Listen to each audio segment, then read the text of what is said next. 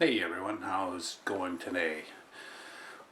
Blackfish coming to you from Hawaii North. So what's on the agenda for today? Well, I got a little package in the mail the other day.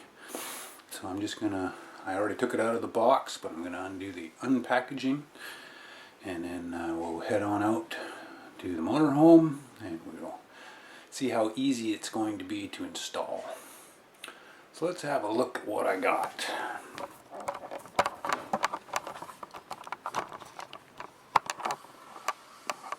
Tireminder tire pressures. I have this on the Goldwing. It's not a Tireminder. It's actually put out by a company called Blue Tech, I believe. Blue Tech Industries. I know that it sounds quite similar to the water filter guys, but I think it's a different company. They make it and it's got a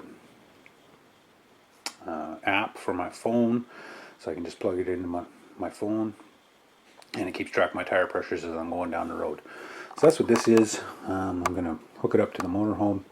This one's a little more, obviously I can do 6 tires instead of 2 like on the motorcycle, but I don't think a 10-minute installation, not going to happen. It's going to take at least 10 minutes, probably more, just to put the little caps on. And then, plus you still got to wire in the booster signal antenna and everything too, so it's not quite a 10-minute. That's a little misleading, I think. But yeah, to give us some peace of mind going down the road, I kind of like to know what my tire pressures are and the heats of my tires, because I think if your tires are starting to get hot, then that could tell you maybe there's a bearing starting to go on one of your wheels, especially if there's a big difference between one side to the other. So yeah, it gives you a little more kind of a preventative maintenance as well. And if you know the tire's going low, you can always stop and top it up or get it repaired. So let's get into this and we will see what's in the box. Alright, had to do a little adjustment with the camera. Get it on my other tripod. So again, this here is the Tireminder. Let's get this box open.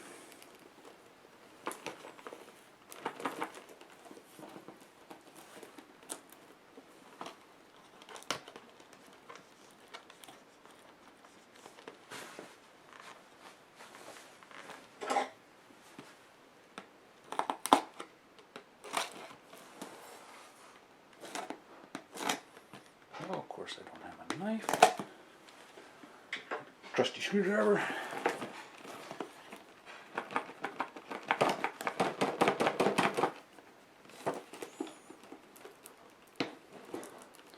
I don't think they want you to get into this box.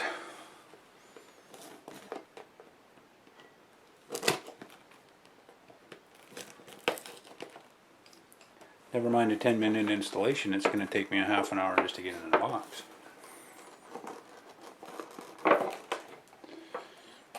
Alright, so got it open.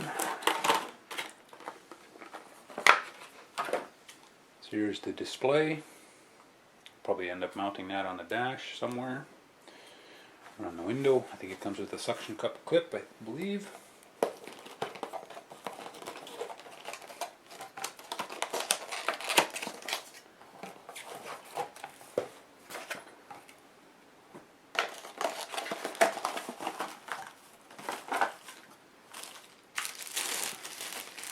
Alright, yeah, this is the suction cup mount.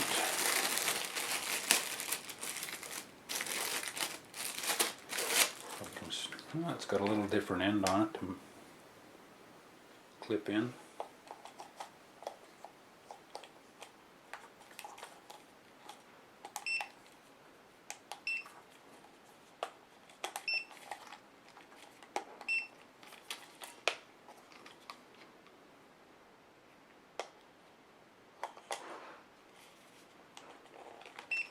I'm not sure if I like that. It's not the easiest thing to clip into. I'll have to look at that after. But yeah, not the easiest looking setup. Way better setups. Garmin has a nice setup. Easy clip in, clip out. My scan gauge has a magnetic stand. Very easy to use. I'm not thinking I'm going to like this, but we can work with it. We can work with it. Alright, this is here, I guess, for your to charge it, I would guess.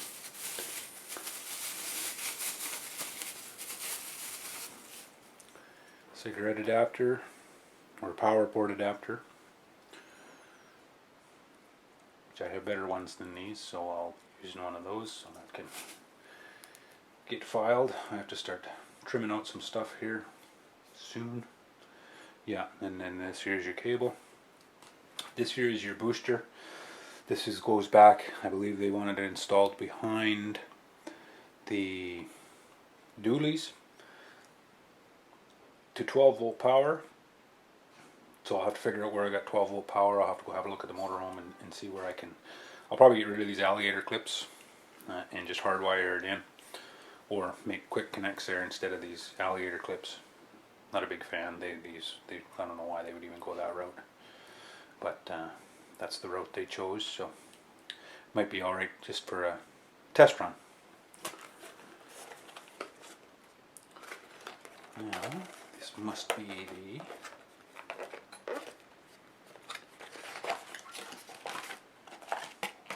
sensors.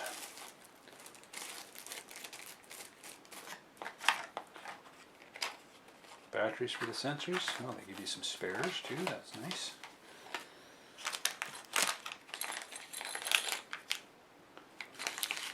Those are the anti-theft lock nuts.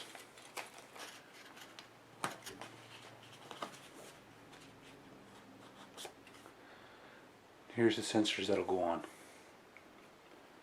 believe you just take off the old valve cap. This will screw on. Probably use one of them lock nuts. Not sure what those O-rings are for. Probably to if you have to change the batteries out, I would guess. I'll look into that. And yeah, there's 6 sensors, so that's perfect. Even get myself a little Tireminder decal. I'll probably go on Alice somewhere. Alright, well, next step. Head out to the motorhome and start installing.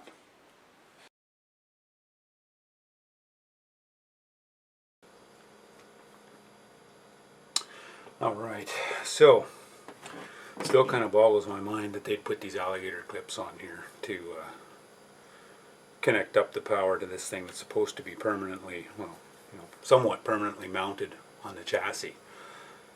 And then they give you alligator clips. And it's kind of just blows my mind still, wrapping my head around that. But I might cut the wire back just a little farther because I could use these alligator clips somewhere else down the road. But if I just leave a little bit of a pigtail on there, I can wire them onto a different wire. Of course, now I've got to spread them. I have to get my strippers, which I forgot to get. And I'll just give these guys a little strip back. I'm going to make it a bit longer. People will probably be not agreeing with my method that's wiring, but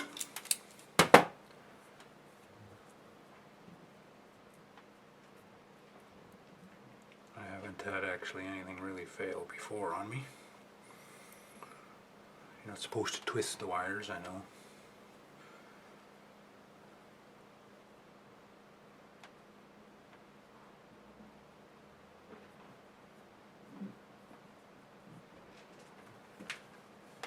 The other thing I don't like, I couldn't get a terminal ring big enough or small enough. I had to go with the yellow. I wanted a blue fitting, but they didn't have a hole big enough to fit into the bolt that I'm going to mount it to. So what I do when I'm in that situation, I just double the wire back on itself, make it a bit bigger. Which again, like I say, some people will probably disagree with, but that's their problem. It doesn't affect my.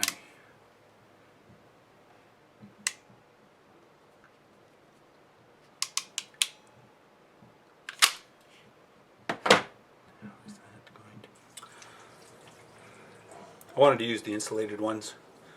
They're, just because it's going to be, it's fairly well protected from where I'm wiring it. I'm wiring it in the to the generator, so it is somewhat protected. But I do like to use this shrink tube connectors. This one will shrink enough.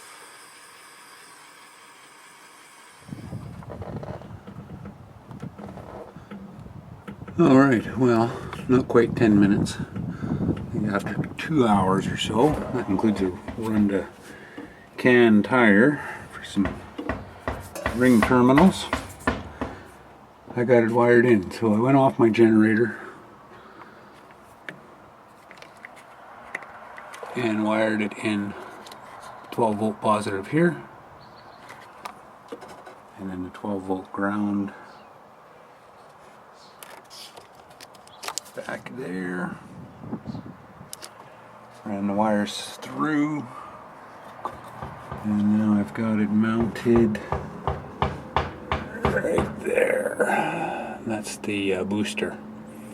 Now I can move on to the next section and put the sensors on. Alright, I'll go back to the house and get them and bring them out, but this part is done. Okay, so you take these apart and you put the batteries in. It's pretty straightforward. You just take the cap off here, battery slides in. It's just like a, I can't remember the number, 1632 I want to say. It comes with them, not an issue. Now we'll just go over here. I got the hubcap off already, which was a bit of a experience I forgot about. You have to take these nuts, fake nuts off. To get the hubcap off, I couldn't figure it out for the longest time. Now I've got it. So there's my valve. So now they say to put this nut. So here's a little safety nut. Keeps people from stealing them easy anyways.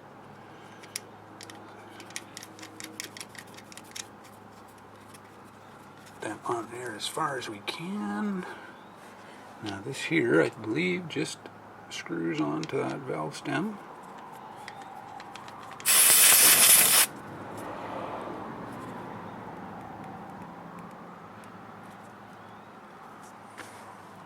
Like so.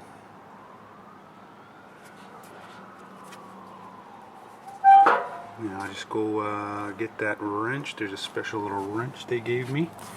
And I'll be right back. Of course, I had it in my pocket the whole time. Didn't even know about it. So, I think we just back this back up to it, like so.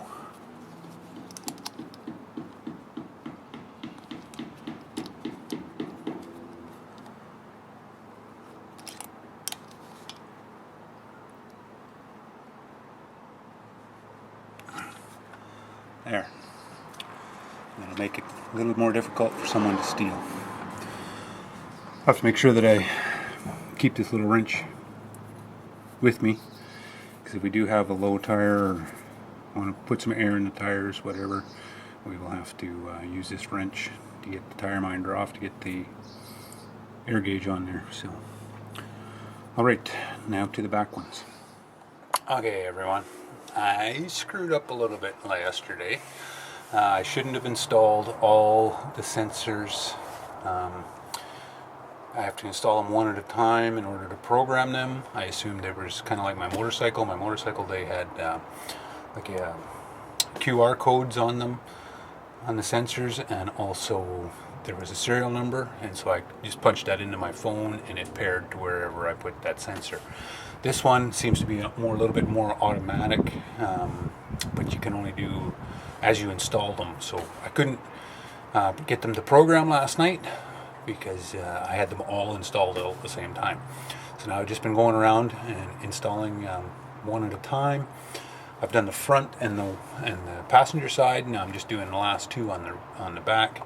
I just thought I would save these two so you can kind of see what I'm doing here as well. So there's the sensor. I just took that sensor off, or the battery out. I didn't actually unscrew the sensors, and there's the inside dually. I didn't take the sensors completely off. I just took the batteries out. It works the same way as taking the sensor off. So all you do is you hit your buttons on here. You get that. So that's my inside dually that's left flashing. And they pair pretty quick. So that one's flashing. So we'll go back up here and slide that in. Yep, paired. And put the cap back on.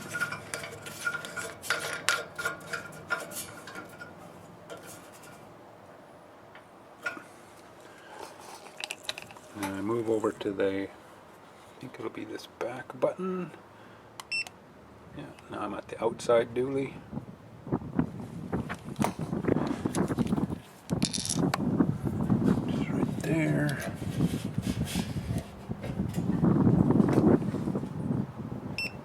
And it's paired. So that's pretty quick.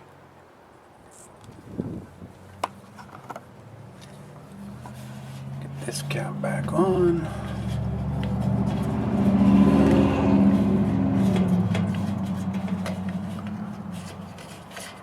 I would have liked to have gone with the flow-through sensors. I believe they allow you to, they're not inside the rim still, but I believe they do allow you to add air. But I am pretty close on all of them. I got the one at 6.7, the one at 6.9 bars, and one at rest of them are at 6.8 bars. But now, okay, I'm done with the learn mode. These two buttons here. On it. Good. So that is done, but I'm not a big fan of the bars because I don't know anything about bars. I'm a PSI guy. So I'm going to change that. It says the center, hold the center button for 5 seconds. Oh, yeah, and there's the P is and then PSI.